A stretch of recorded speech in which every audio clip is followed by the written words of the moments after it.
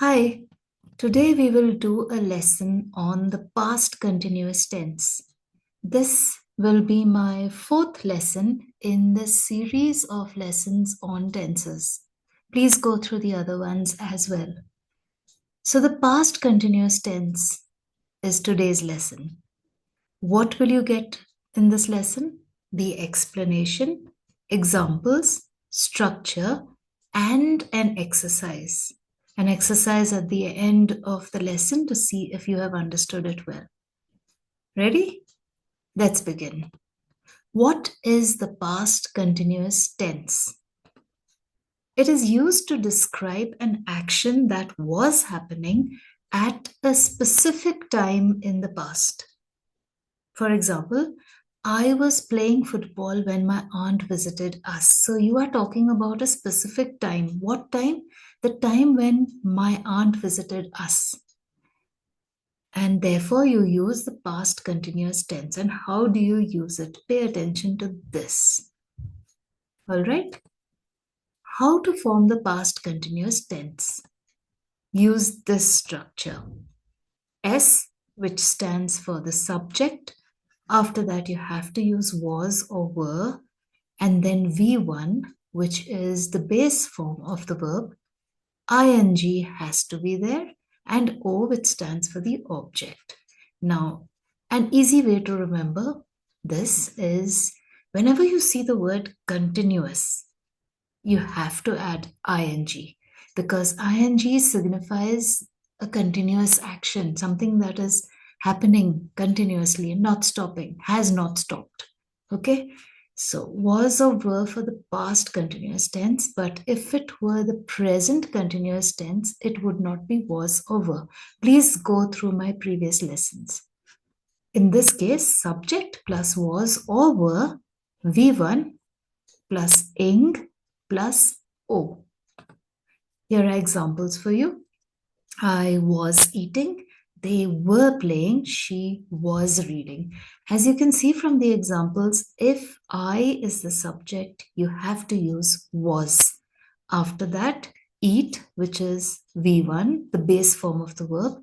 And don't forget to add ing. And after that, of course, we can add an object if we like, which could be anything like I was eating a mango, something like that. Okay, they were playing. So if you have a subject that is plural, like they, the boys, the girls, okay, Sita and Geeta, Mr. and Mrs. so and so, then you have to use were because were is used with plural subjects.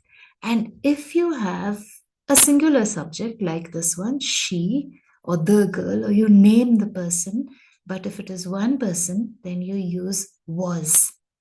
Okay, after that, the base form of the verb and ing. That's how this is formed, the past continuous tense. Use was with I, he, she, or it. I and singular subjects. Were with you, we, and they, or with plural subjects. When do we use the past continuous? A, to show an action that was in progress at a specific time in the past.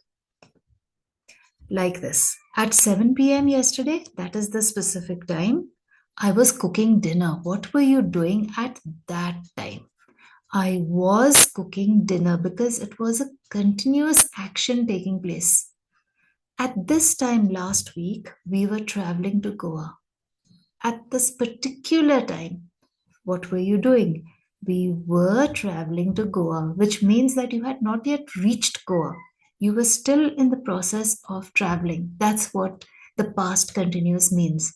Okay, the past continuous tense is nothing but an action that happened in the past, but when you're talking about it, it has not been completed yet. See, not completed at that particular time. Therefore, you're using the past continuous tense. And the structure, remember, was or were, ing, ing. Easy? The second way it's used to talk about two actions happening at the same time, like this. She was listening to music while she was studying. She was listening while she was studying. The children were playing while the parents were talking. Ing, ing. Whenever you see ing, it is the continuous tense. She was listening to music while she was studying. So she was doing two things, two actions happening at the same time. The children were playing while the parents were talking. Two things happening at the same time, continuous actions. All right? You can also use it to show a longer action interrupted by a shorter action. The shorter action will be in the past simple, the simple past, because it is a short action, like this. I was sleeping when the phone rang. So the phone rang and then stopped ringing. Therefore, we don't use the continuous tense here. It ended, the action ended. But here, the action did not end because the phone rang and stopped ringing, but you were still sleeping. You were sleeping when it started ringing and you were still sleeping when it stopped ringing. So I was sleeping when the phone rang. They were walking to school when it started to rain. Again, we are using the simple past here and saying that it started to rain, but at that time you were walking to school. They were walking to school and the action wasn't over. They were still walking. All right. Now, these are some specific words, signal words, we call them, that can help you because if you see these words in a sentence, you will know automatically which tense you should be using. These clues often show the past continuous. So, if you find the word while, when, at that time, at 7 p.m. yesterday, as, then you will know immediately, oh, it should be the past continuous tense. Common mistakes to avoid, which many students make, unfortunately. Don't use was with you, they, or we. So it is wrong to say they was playing. You have to say they were playing.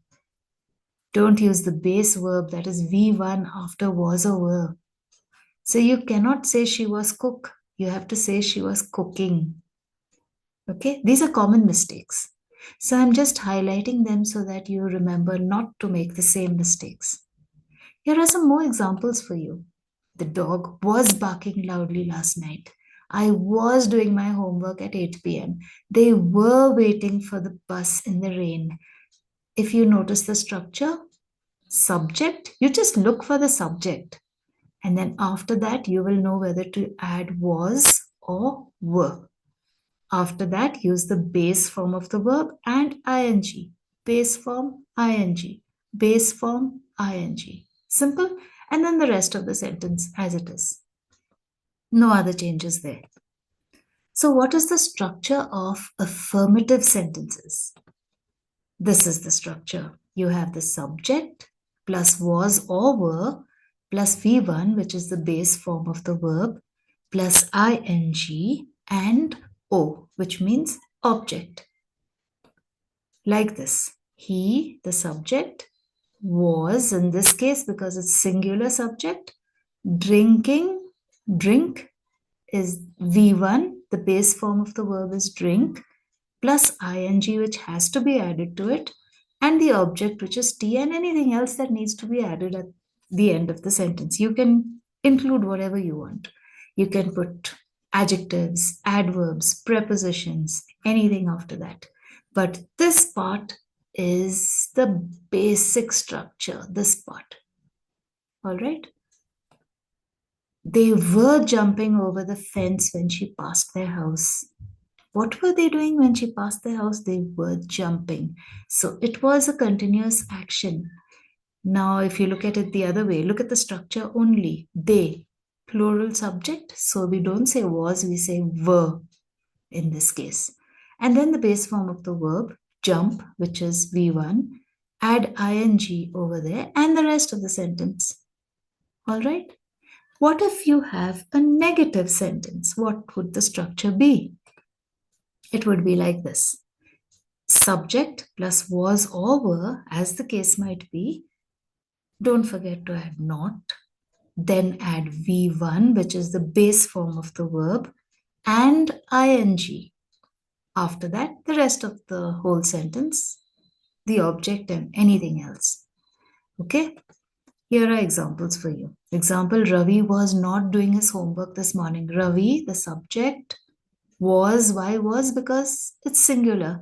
One person, Ravi, not there. Then V1, which is do, and ing comes next, and the rest of the sentence. Ravi was not doing his homework this morning. Another one, the boys were not listening to the teacher. See the difference here? Here we don't say was, we say were. Why? Because the boys is a plural subject. Okay, more than one. So the boys were in this case, and the rest is the same. Not V1, which is listen, and then ing, and the rest of the subject. What if you get an interrogative sentence? What will the structure be then? Here's what it will be. You start with was or were, as the case might be. Then you add the subject. Subject doesn't come first. Then you put V, okay, and then ing, and then the object, like this. V1 to be precise, okay, the base form of the verb. Was she crying?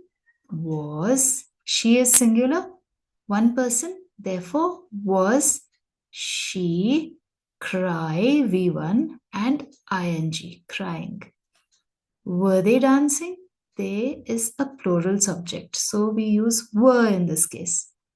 Were they dancing? Now the rule here is if the word has a consonant and then ends with E, you cut the E and add ing.